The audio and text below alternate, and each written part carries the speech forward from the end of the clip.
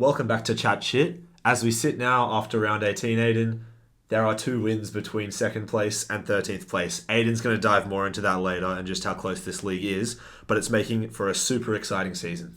Let's jump into the top 5 players of the round. My 5th best player of the round, and it's a fun one, Lloyd Meek. I love it.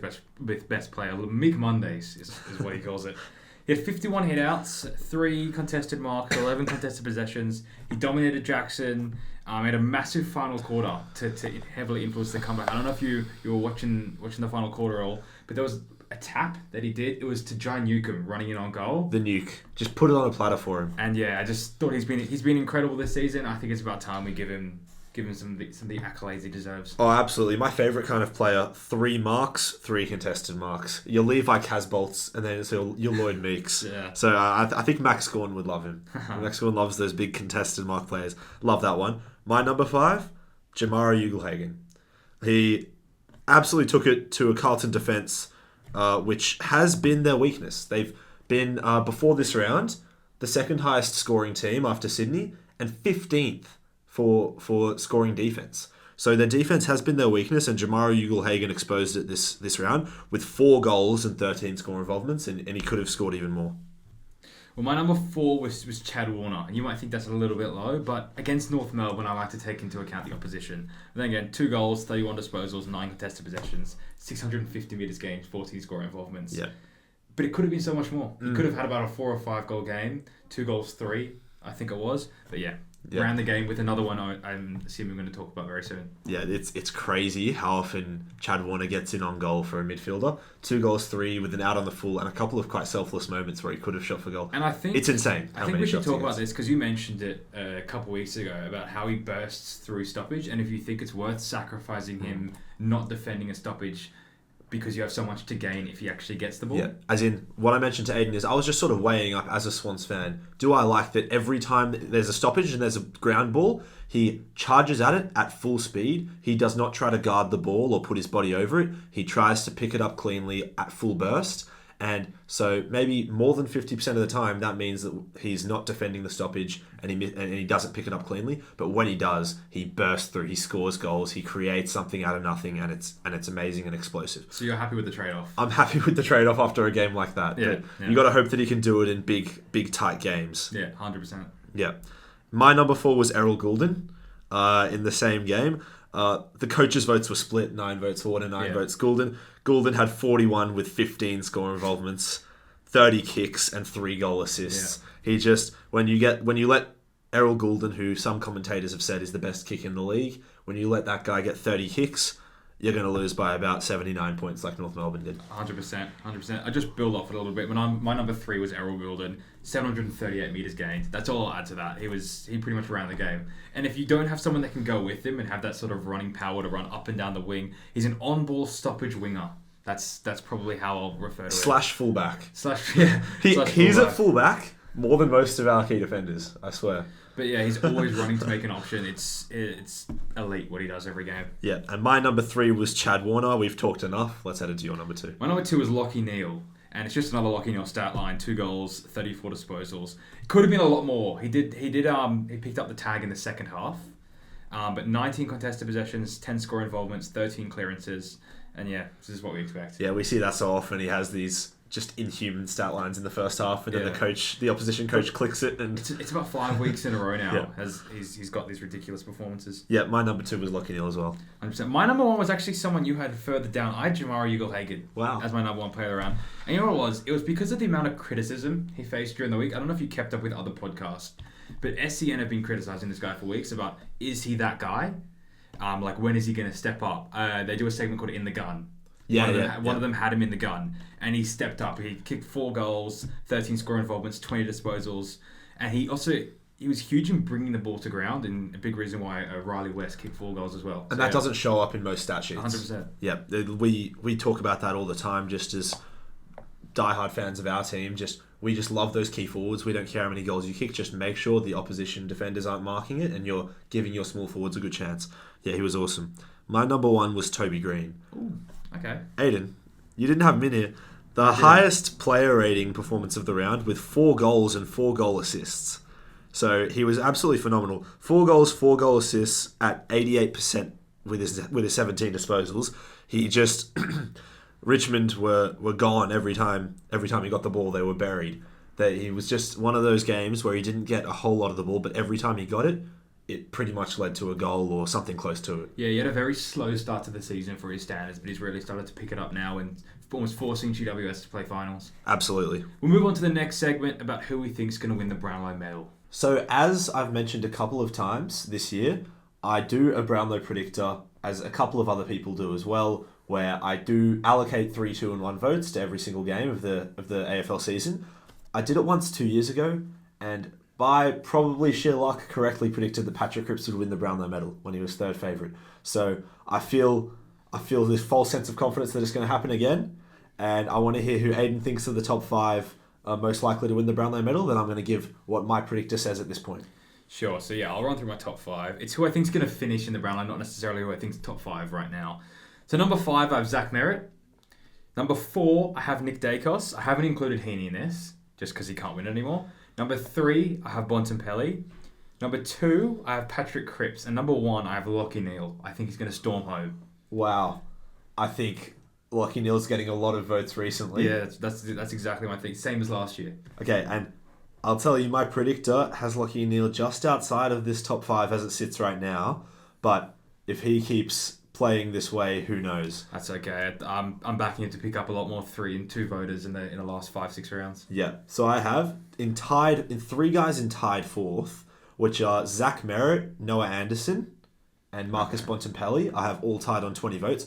Noah Anderson, I think every single game at People First Stadium, he's got about 3 votes. Yeah. So because Gold Coast aren't getting many Brownlow votes away from home, and they aren't. There's not too many people taking them off him. Yeah, Matt Rowell early in the season had a couple 3-vote games. At the moment, he's not really doesn't pull votes.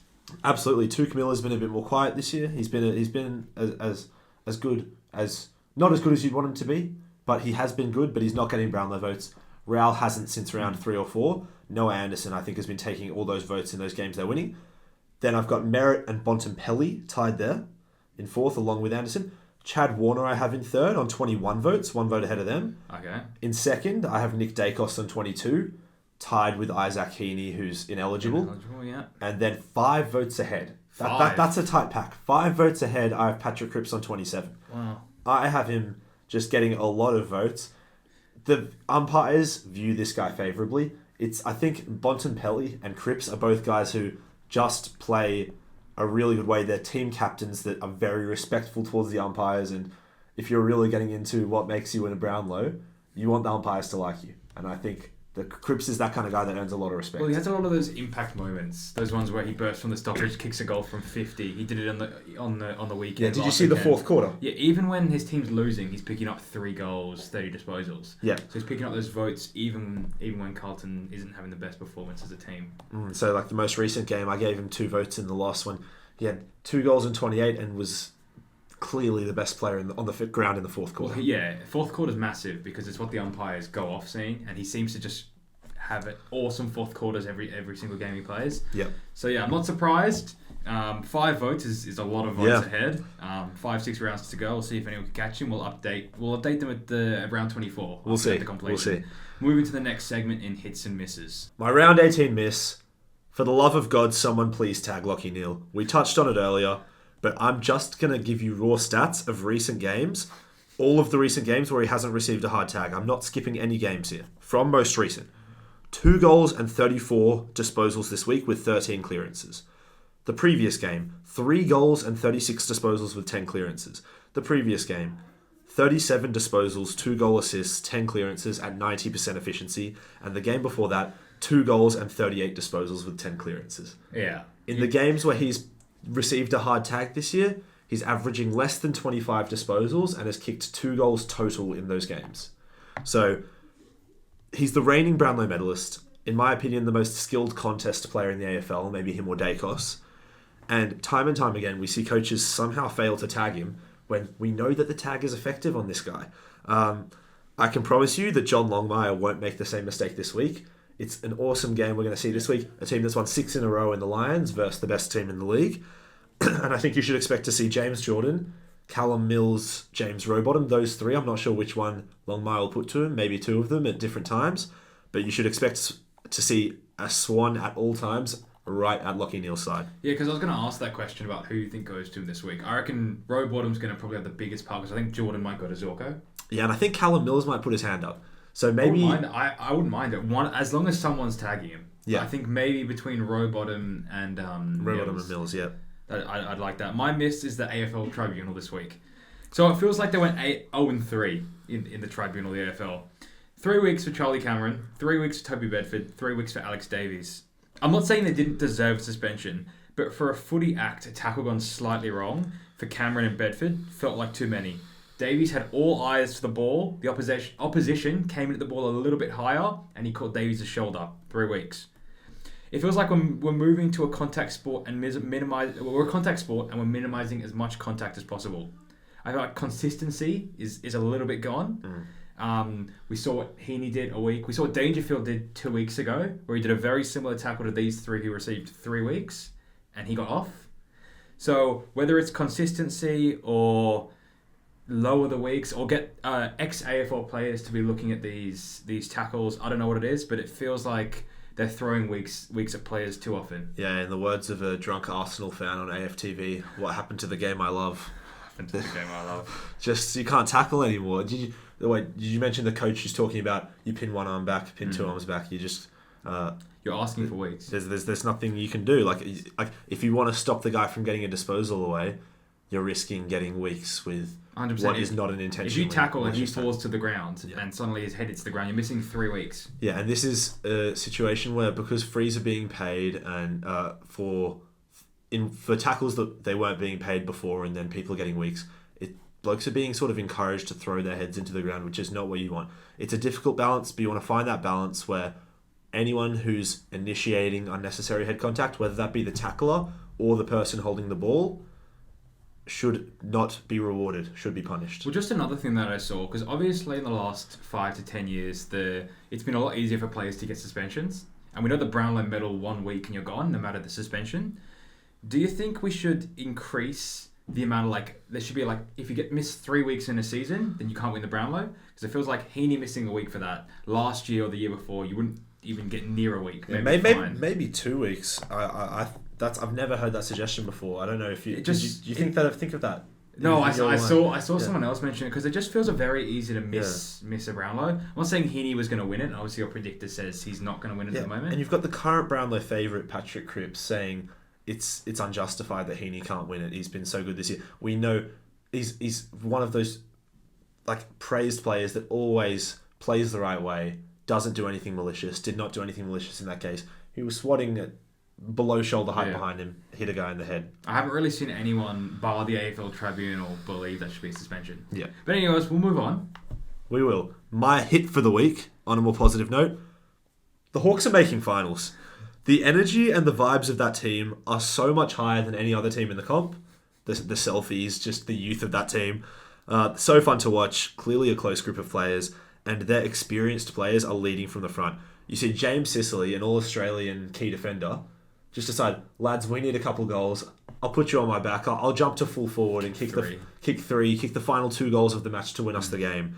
You see Dylan Moore, who is becoming a really experienced vet on that team, have just such consistent performances. I definitely knew that he was a really skilled and exciting player, sort of someone with that sort of Tom Papley potential in previous years. He's doing it week in and week out. I reckon he's been the best small forward in the league this year. Don't know what the stats say, but he's been that consistent. And so I just absolutely love everything the Hawks are doing, and I think they're making finals. I like it. I'm a huge Flag Hawk supporter, one of the most exciting teams in the league to watch. My hit, and we mention it often, so I'll just go through it quickly, but it's the competitiveness in the league. Bar first place, all positions are pretty much up for grabs. Carlton, who are a massive premiership favourite, are only 4 points clear of 9th and 8 points clear of 13th. With 6 games to go, this top 4 and top 8 is still extremely undecided. So yeah, we're loving what the league is serving up this year, and who knows, in 2 weeks Carlton might be out of the 8. Yeah, literally anything could happen. I absolutely love what's happening this season, but let's move on to the next segment in the Footy Pyramid. There were no outs this week in the Footy Pyramid. So that means there's no ins? There's no ins. That's wise of you to think that. We'll start right in the 5th tier. Tom Green holds his spot, had a lot of disposals, only went 40% though. Walsh holds his spot. Sarong moves down a spot. Down a tier. Most clearances in the league, okay. Curnow holds his spot. He went 3 goals, 7. Still kicked 3 goals, had an alright game. Sheasel moves down a tier. Didn't feel like he had a lot of impact in that game. In the 4th tier, Zach Butters moves up a tier. Took Sarong's spot. Chad Warner holds his spot in the 4th tier. James Sicily moves up a tier. Love it. He can do it down both ends. Zach Merritt holds his spot in the 4th tier. In the 3rd tier, Errol Goulden holds a spot. Mm-hmm. Nick Dacos moves down a tier. He's now in the 3rd tier. And Isaac Heaney, I'm gonna keep him in the 3rd tier for now. Yep. In the 2nd tier, Lockie Neal is now in the 2nd tier, moves up a spot. We heard what he's done in the past few weeks. Extremely deserved. Marcus Bontempelli moves down a tier. He's now in the 2nd tier. And it was very close last week, but Paddy Cripps is on top of the competition right now. He's at the top of the footy pyramid. So let me know what you think, sitting right in front of you here. Love it. Absolutely love it. And let's get into the power rankings. We're going to race through here with a focus on a couple of teams. In 18th, we got Richmond, and then 17th West Coast, and 16th North. These all stay the same. They all had losses this week. North, the only one with a big loss, except when you run into a team like Sydney after a couple of tight losses where they're feeling absolutely desperate at home, this is what's going to happen. So I don't knock them too much for that. Next up, St Kilda and Adelaide. And I think it's fair that Adelaide now jumps St Kilda after beating them comprehensively. Pretty dominant performance there. Absolutely. Yeah, we haven't given Adelaide any praise today. It's been a poor season, but this was a good showing. And with St Kilda feeling confident after the win against the Swans. 100%. Next up, we have Gold Coast. Now, the most flip-flopping AFL team in the competition. I don't know how this isn't being talked about on every outlet every single day. Has there ever been a team in AFL history that after 18 games has been 9-0 at home and 0-9 away? Well, there aren't many teams that can win 100% games at home. And if you win 100% games at home, what are the chances you're losing 100% games away? Yeah, like this is a team which I've never seen it, which comes off a win against Collingwood at home, and we expect them to lose to North the next week. Yeah. North, who have won about 6 games in 4 seasons. Yeah. and they do lose to them. And after that loss, we expect them to then beat a finals contender in Port Adelaide the next week. Yeah. Because they're at home. I don't get it. I need to look at the dimensions of people first. I need to look at the climate. I need to look at the stars, the constellations. It's got to be a mental thing now, surely, right? They have Brisbane at home this week, which is a massive game. Yeah, I now think that there's got to be there's got to be something in the stars. That's my only explanation. It's a weird one because I feel like we talk about it a little bit on every podcast whenever Gold Coast win at home or whenever the Gold Coast lose away. But I think they have West Coast and Richmond, might be their last 2 away games, so they've got a massive chance at winning an away game this year. And they probably only need 1 to make finals. If they hold up the fortress at home, they can make finals. Anyway, next up we have Port Adelaide. They had a couple of wins in a row, but it's what we've seen from them this year that they I don't think they look like a top 8 side. They need all their stars to fire for them to win. Yeah. And it was only Zach Butters on the weekend. I agree. Next up, we have Melbourne, who get a really important win against Essendon. It's just so tight in here, so volatile, and they're going to need to keep doing that. Win big games if they want to. I mean, they can make the top 4. Any of these teams can make the top 4. That's the crazy thing. Without Gawn, without Petrarca. Yeah. Without a ruckman. They went into the game with Harrison Petty as the ruck. So much criticism for that, and in the first half, it looked really bad. Because I think Essendon had the lead at halftime, if I'm not mistaken, and Sam Draper was sort of taking care of Harrison Petty, but they ended up getting the win. They sent Van Rooyen into the ruck after that point. Someone to give a special mention to, Trent Rivers, has moved into the midfield a few weeks ago, maybe a bit more than a few weeks ago. Been phenomenal. He was always a very clean player, very skillful, sort of as a centre half back, and now he's moved into the midfield and is looking like a future prospect there. Ed Langdon with a goal 31. He was a potential top 5 of the round for me as well. Oh, I like that. Next up, Collingwood, who I have them this high in 10th when they've been losing quite a bit. They were sitting in 2nd or 3rd on the ladder not too long ago, and they now sit in, I think, 12th or 13th. In 12th. Just because, again, paying them respect for the players that they have, the coaching capacity, of Craig McRae and his team and the fact that they won the premiership last year. And I think out of those teams that are in bad form sitting outside the 8, Collingwood would have the most capacity to flip at 180. So you still think... Last week you said you think they're going to finish in 8th. Yes. Do you still believe that? I don't... If I had to guess my top 8 now, compared to last week, I'd have Hawks in, Collingwood out. But I think Collingwood have a better chance than Melbourne and Port, which is not what the bookies say. The bookies have got Collingwood as 13th most likely to make finals. So out of this big pack ahead of Adelaide and St Kilda. I think they do get Dan McStay back now. Yeah. So could be massive for them. Could be huge, because they need some firepower. They do play Hawthorn on the weekend as well. MCG, massive game, Saturday afternoon. Yeah, maybe an early elimination final is what I saw in one post, and I tend to agree. I like that. Actually, Hawks make it either way. Next up, we have Essendon, who... Yeah, we've talked a lot this year about how their percentage has been so low, and yet they've had quite a few wins. Maybe still below 100. Yeah, so well below 100, like 97 or so. And 98. Yeah. And I don't know, like they've got a lot of grit in that team. They have a lot of exciting youth. I really do like their defense. Like a lot of runners and skillful players in that defense between McGrath, Ridley now has really shored that up, and Redmond. And I do think they still make finals.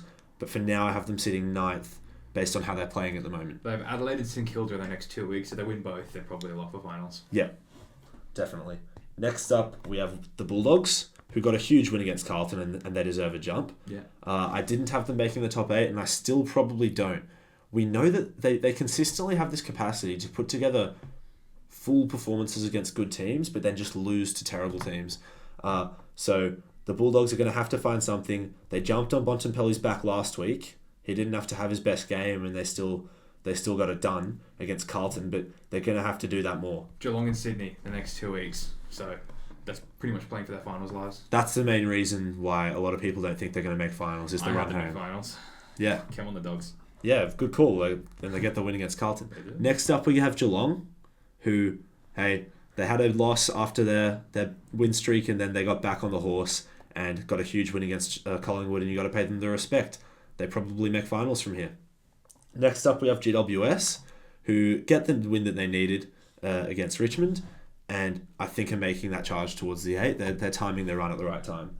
Next up, Freo got the loss, except they've been playing such good footy that you allow them this loss. Everyone's sort of having these breaks. I think there's been enough good footy to keep them up here in 5th on my power rankings. 4th, Hawthorn. I like it. Sorry, Hawks fans, that I've got you so low, but I do think that this is where you sit. Hey, if I'm thinking teams I don't want to play in round 1 finals, or I don't want to play next week in a critical game, I probably don't want to play Carlton and Brisbane as a Swans fan, who I have in 3rd and 2nd, and I don't want to play Hawthorn next after that. Now, we have Brisbane leapfrogging Carlton, and I think... like it. Brisbane, they've won 6 in a row. They've earned their way to this spot. Now sitting in the top 4 after being 0-4 this season. They've done absolutely everything to earn this spot in the power rankings. And I think if they make the top 4, it'll be very scary for other teams. They could absolutely make a grand final run. And then in number 1, we have Sydney Swans back in a 3-win cushion at the top of the table, and feeling happy. God, how good is the game against Brisbane, the early game on a Sunday? Yeah, I've seen the bookies have it $1.90. Really? Yeah, it should be a fantastic game, because I think the Gabba's contributing to that, and also the momentum. 100%. Well, thanks for watching the podcast, and we'll see you on the next one.